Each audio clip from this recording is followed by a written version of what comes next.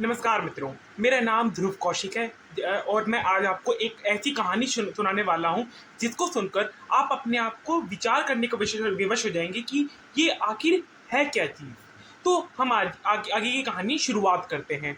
कहानी फ्रेंड की चैनल पर से उम्मीद करता हूँ कि आप लोग बहुत अच्छे होंगे और आज की कहानी किताब की है। अब मगर यह कोई आम किताब नहीं है बल्कि एक बहुत ही खास किताब है।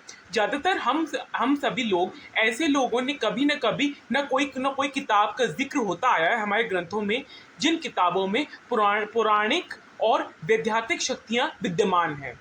वैसे ही शैतान की सबसे बड़ी किताब जिसे कहा जाता है, एक ऐसी किताब जिस एक कागज पर नहीं बल्कि जानवर की खाल पर लिखा गया है। एक ऐसी किताब जो इतनी बड़ी और इतनी भारी है कि उठाने के लिए कम से कम दो लोगों की जरूरत पड़े। एक ऐसी किताब जो उस 8 साल बाद भी रहस्य बनी हुई है। एक ऐसी किताब जो जिसके पास भी गई और उसे बर्बाद कर दिया। और सबसे अनोखी और मशहूर चीज़ ये है कि ये जो किताब है, ये ये किताब दरअसल एक रात में ही लिखी गई थी और उसको लिखने वाला कोई आम इंसान नहीं बल्कि एक विषाक्त था। और यह कोई हवाई बात नहीं कर रहा हूँ बल्कि यह किताब आज भी एक दुनिया में मौजूद है। कई बार तो इस किताब को दुनिया के 8वें अजूबे का दर्जा भी मिल चुका है। यह घोषित करने की बात कही गई है कि कई साइंटिस्ट भी इस किताब के ऊपर शोध कर रहे हैं। वैज्ञानिकों ने इस किताब के बारे में बताया कि परीक्षण किया और इस किताब के बारे में बताया कि यह आपको आगे की कहानी में बताऊंगा। मगर पहले ये जान लेते हैं कि आखिर ये किताब की है या तो आप सभी लोगों का होगी। बाइबल के नाम से जरूर सुना होगा।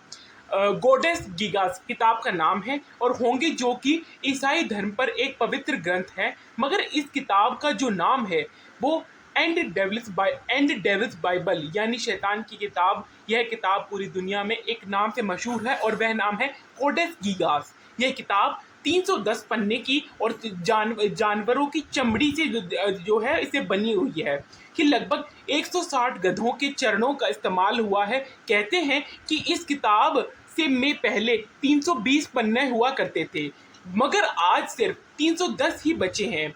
उन उन बाकी के 10 पन्नों में क्या था और उन पन्नों के कितने और क्यों हटा दिया, अभी ये एक रहस्य बना हुआ है। यह किताब 36 पन्नों की लंबी, 20 इंच चौड़ी और 8.7 इंच मोटी है।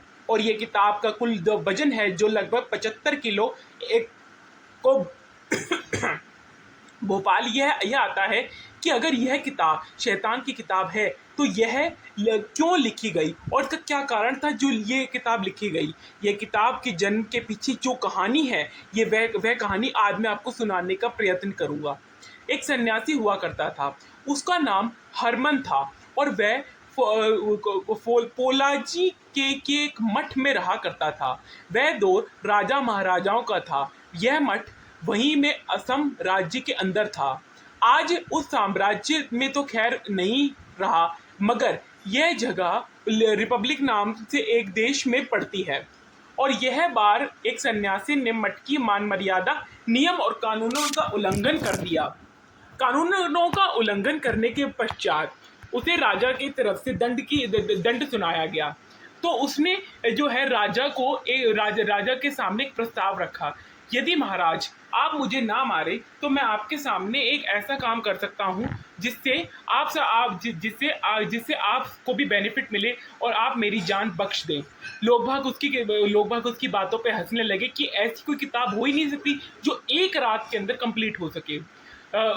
लेकिन फिर भी राजा ने अपनी दिमाग लड़ाते हुए उसको एक रात का समय दे दिया।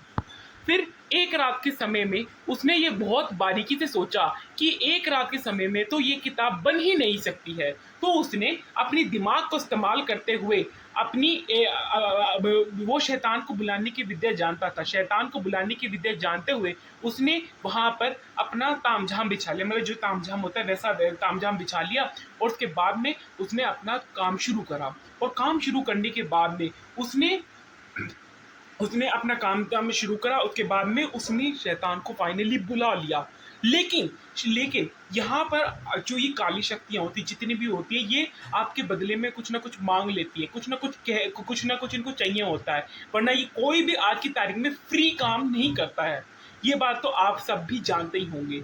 लेकिन अब जब जब उसको पता चल गया, जब उसको लेकिन उसको पता था कि अगर मैंने ये किताब नहीं लिखी तो या तो मैं मेरे को तो महाराज जो हैं, जो हमारे राजा हैं, वो मेरे को पक्का मार डालेंगे। इस कारण से उसने अपना दिमाग का प्रयोग करते शैतान से सौदा कर लिया, और शैतान ने उस किताब के बदले उसको उसकी उसकी सोल मांग ली, रूह मांग ली, कि जब वो मरेगा तो उसकी रूह वो अपने साथ ले जाएगा।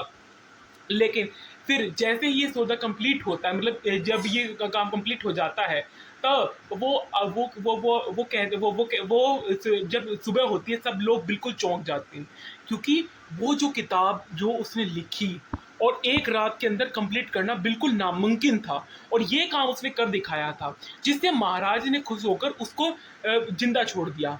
और क्योंकि हरमन एक पहुंचा हुआ सन्यासी था और मठ में रहता था, तो उसे कोई दिक्कत हुई नहीं इस बारे में। उसको शैतान को बुलाने के बाद में उसने ये सोचा कि इन 8 सत्रों की किताब को अगली कहानी में हम आपको और भी कुछ अच्छा बताने का प्रयास करेंगे। यह कहानी पसंद आई हो तो हमारे चैनल को जरूर से जरूर सब्सक्राइब करें। अब आप ये सोच रहे होंगे कि उस किताब को कहाँ रखा गया होगा। आज की तारीख में अगर हम बात करें तो उस किताब पे वैज्ञानिकों ने सर्च करा, वैज्ञानिकों ने उनके पन्नों पे ध्यान से लिपि पढ़ी, और लिपि देखकर वो बोले कि एक दिन के अंदर इस किताब को लिखना असंभव है। इस किताब को मिनिमम लिखने के लिए कम से कम 400 से 500 वर्ष तक लग सकते हैं। लेकिन लेकिन के वैज्ञानिक आज तक भी इन सब पे सर्च कर रहे हैं कि आखिर ये किताब किस प्रकार लिखी गई, और इसके पीछे क्या वाकई ये वाकई जो किताब है ये शैतान ने लिखी है, और शैतान ने नहीं लिखी है तो फिर ये लिखी कैसे गई। आदि ये जो किताब है हमारी लाइब्रेरी में, इंग्लैंड की लाइब्रेरीज में अगर जाएंगे तो वहाँ पे अवेलेबल आराम से हो जाएगी। क्या आप भी कोई ऐसी किताब पढ़ना चाहते हैं? क्या आप भी कोई ऐसी किताब देखना चाहते हैं? क्या आपने भी कुछ ऐसी किताब देखी है, कोई ना कोई आपके जैसा हादसा हुआ, तो हमको कमेंट सेक्शन में ज़रूर बताना। अगली वीडियो में मिलता हूँ, और ध्रुव वासुदेव लॉन्चर को जरूर से जरूर सब्सक्राइब करना, क्योंकि मेरे को सब्सक्राइबर की बहुत ज़रूरत है। मैं है ही नहीं, कुछ सब्सक्राइबर है ही नहीं सर।